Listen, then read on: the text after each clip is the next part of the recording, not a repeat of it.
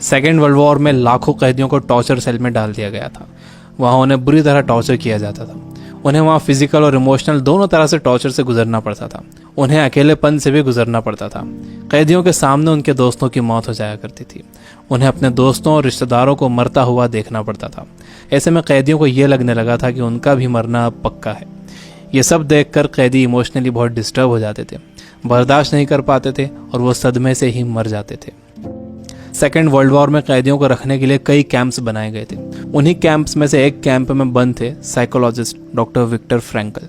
Victor उन camps में 3 साल तक रहे। उन कैंप्स में उन्होंने जो भी देखा, जो भी एक्सपीरियंस किया, जो भी टॉर्चर सहे, किसी को मालूम नहीं था कि वो इसके बारे में एक किताब लिख देंगे। उस किताब की करोड़ों कॉपीज बिक जाएंगी और कई भाषाओं में वो किताब ट्रांसलेट हो जाएगी।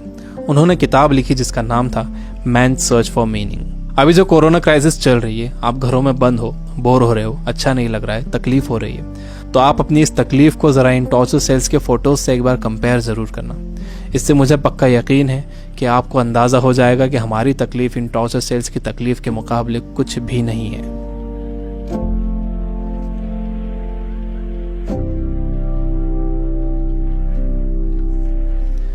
जब विक्टर को इन कैंप्स में डाला गया तो उनके साथ उनकी फैमिली भी थी, लेकिन सब के सब धीरे धीरे मरते गए। विक्टर एक इंसिडेंट बताते हैं। उनके साथ एक कैदी था। उसने फरवरी महीने के आखिर में एक सपना देखा। उसने विक्टर को बताया कि कल रात उसने एक सपना देखा था। सपने में एक आवाज़ गूंजी कि मुझसे जो पूछना है पूछो। तो मैंने उससे पूछा कि हम इस कैंप से बाहर कब निकलेंगे। तो उस आवाज़ ने कहा कि 30 मार्च को तुम लोग बाहर निकल जाओगे। इस सपने के बाद उस कैदी को पूरा यकीन हो गया था कि वो 30 मार्च को रिहा हो जाएगा। मार्च का महीना शुरू हो गया। वो एक एक दिन गिन रहा था। धीरे धीरे दिन निकलते गए। जब मार्च का महीना ख़त्म होने आया तो उस कैदी को ये दिखने लगा कि वो रिहा नहीं हो सकेगा। 29 मार्च को वो बीमार पड़ गया और 30 मार्च को वो मर गया। ऊपरी तौर पर तो ये लग रहा था कि उस कैदी को कोई बीमारी हुई है जिससे वो मर गया, लेकिन विक्टर जानते थे कि वो कैदी किसी बीमारी से नहीं मरा था, बल्कि नाउम्मीदी से मरा था। उसके मरने की वजह थी उम्मीद का ख़त्म हो जाना, होप का ख़त्म हो जाना। Biggest lesson of this book, इंसान को तकलीफ़ें नहीं मारती हैं, इंसान को धोखा नहीं मारता है, इंसान को चैलेंजेस नहीं मारते हैं, इंसान को नाउम्मीदी मार देती है। जिस इंसान के अंदर आने वाले कल की कोई उम्मीद नहीं होती, कोई ख्वाब नहीं होता, वो इंसान भी नहीं रहता। विक्टर ने गौर किया कि कैंप में ज़्यादातर मौतें क्रिसमस और न्यू ईयर के बीच में हुई थी, क्योंकि लोगों को उम्मीद थी कि क्रिसमस आ रहा है, न्यू ईयर आ रहा है, हमें रिहा कर दिया जाएगा। लेकिन जब ऐसा नहीं हुआ तो उनकी उम्मीदें टूटी और वो मर गए। जब भी किसी इंसान की उम्मीदें ख़त्म होती हैं तो उसका इम्यून सिस्टम कमज़ोर हो जाता है, और जब किसी का इम्यून सिस्टम कमज़ोर हो जाता है तो वो किसी भी छोटी मोटी बीमारी से मर सकता है। यानी पहले उम्मीदें ख़त्म होती हैं, उससे इम्यून सिस्टम कमज़ोर होता है, उसके बाद वो बीमारी ताकतवर हो जाती है। दूसरी चीज़ विक्टर ये बताते हैं कि आपके पास ज़िंदा रहने के लिए एक बड़ा सपना होना चाहिए, एक लॉन्ग टर्म गोल होना चाहिए। जिसके पास आने वाले कल के लिए बहुत बड़ा ख्वाब है, उसके लिए आज की तकलीफ़ें, आज की प्रॉब्लम्स बहुत छोटी होती हैं। जब किसी का बिलीफ बड़ा होता है, किसी का कॉन्फिडेंस बड़ा होता है, किसी का सपना बड़ा होता है, किसी का कमिटमेंट बड़ा होता है, तो उसके सामने आने वाली क्राइसिस, प्रॉब्लम्स, तकलीफ़ें सब छोटी हो जाती हैं। हम कोरोना वायरस की क्राइसिस से घर में रहकर मुकाबला कर सकते हैं। आपको अपनी सुरक्षा करना है, लेकिन इससे घबराना नहीं है। आपको अपनी उम्मीद को ख़त्म नहीं होने देना है। विक्टर कहते हैं कि जब कोई प्रॉब्लम या बीमारी आती है तो आपकी बॉडी कमज़ोर पड़ जाती है, लेकिन आपका माइंड बहुत पावरफुल है। आपको इसे कमज़ोर नहीं पड़ने देना है। आप रोज़ टीवी देख रहे हो, आप बुरी न्यूज़ सुन रहे हो कि इतने मरे, इतने बचे, इतने सीरियस, यह आपको मेंटली वीक बना देगा। आप मेंटली वीक हो जाओगे तो आपका इम्यून सिस्टम भी कमज़ोर हो जाएगा, जिससे आपका बीमार होने का खतरा बढ़ जाएगा।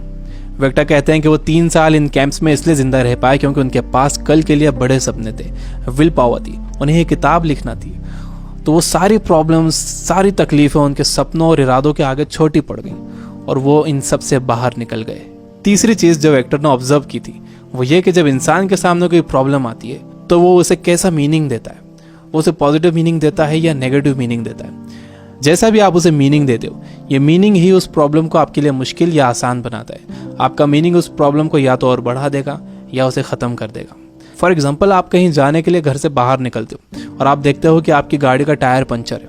अब आपको बहुत गुस्सा आ जाता है। आपको लगता है कि क्या इसे अभी पंचर होना था, या आप ही के साथ क्यों हुआ, पूरा मूड ख़राब हो गया। आपने इसे दे दिया नेगेटिव मीनिंग। आपके पास एक और ऑप्शन था। आप सोच सकते थे कि हो सकता है कुदरत आपको वहाँ जाने से रोक रही हो सकता है कि आप किसी बड़े एक्सीडेंट से बच गए हों इसकी वजह से। अगर तेज़ स्पीड में गाड़ी का टायर पंचर हो जाता तो एक्सीडेंट हो सकता था। अच्छा हुआ कि निकलने से पहले ही आपको टायर पंचर मिला। यह है पॉजिटिव मीनिंग। इंसान यूजुअली नेगेटिव ही सोचता है और इस नेगेटिव सोचने की वजह से हम हर चीज का नेगेटिव साइड ही देखते हैं, उसका पॉजिटिव साइड नहीं देखते। जैसे कोरोना क्राइसिस में जितना टाइम आपने फैमिली को दिया है, क्या आपने कभी पहले इतना टाइम दिया है? मेरे कुछ दोस्त जो किताबों से बिल्कुल दूर थे, उन्होंने बुक्स पढ़ना शुरू कर दिए। वो रीडिंग हैबिट बना रहे हैं। अगर कोरोना क्राइसिस ना होता तो क्या ऐसा होता था? जितना मैं इन दिनों पढ़ रहा हूँ, पहले इतना कभी नहीं पढ़ता था। जितनी सफाई लोगों ने रखनी शुरू कर दी है, पहले कभी नहीं रखते थे। बार बार हाथ धो रहे हैं, अच्छी तरह हाथ धो रहे हैं, सोशल डिस्टेंस मेंटेन कर रहे हैं। किसी लाइन में लगे हुए हैं तो दूर दूर खड़े हो रहे हैं। आसमान साफ नजर आ रहा है, हवा साफ हो गई है, समंदर का पानी साफ हो गया है। ऐसा लग रहा है कि नेचर ने जैसे रीसेट बटन दबा दिया। हमें ये पॉजिटिव साइड्स भी सोचना चाहिए। जब तक आपके पास नेगेटिव मीनिंग है, आप उस क्राइसिस से डील नहीं कर सकते। हर प्रॉब्लम उसके साथ एक इक्वल अपॉर्चुनिटी भी लेकर आती है। दुनिया जब से बनी है तब से अब तक उसमें प्रॉब्लम्स ही प्रॉब्लम्स है। अगर ये प्रॉब्लम्स नहीं होती तो हम यहाँ तक ग्रो नहीं कर पाते। सबसे लास्ट में विक्टर कहते हैं कि आपसे सब कुछ छीना जा सकता है, आपकी धन दौलत, घर, गाड़ी, बीवी, बच्चे, माँ बाप, दोस्त, सेहत, लेकिन एक चीज नहीं छीनी जा सकती, वो है आपकी पावर ऑफ डिसीजन। आपसे फैसला करने की ताकत कोई नहीं छीन सकता। अगर आप सिचुएशन से घबरा कर फैसला करते हो तो वो सिचुएशन आप पर हावी हो जाएगी, लेकिन अगर आप सिचुएशन के हिसाब से खुद को बेहतर बनाते हो और डिसीजन खुद लेते हो तो आपकी जिंदगी बदल जाएगी। दुनिया में इससे पहले भी कई बीमारियां आई जिससे करोड़ों लोगों की मौत हुई है। उसकी वजह यह थी कि लोग अवेयर नहीं थे, उनके पास इन्फॉर्मेशन नहीं थी, इन्फॉर्मेशन लेट पहुंचती थी, बीमारी से डील करने के साधन नहीं थे। लेकिन आज का वक्त सबसे अच्छा वक्त है। हमारे पास इन्फॉर्मेशन बहुत तेजी से पहुंचती है, हमारे पास साधन है।